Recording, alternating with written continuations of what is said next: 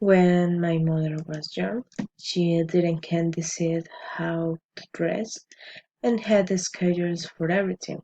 To take a shower, to eat, to go to sleep, and to do other things. When she was a child, she played outside with the other children and with her brothers and sisters. Now it's different. I can decide how to dress, and the only schedule that I have is to return when I go outside. And the children today don't play outside, only play video games or be at the computer. And and they only go out for go to school or to visit their friends.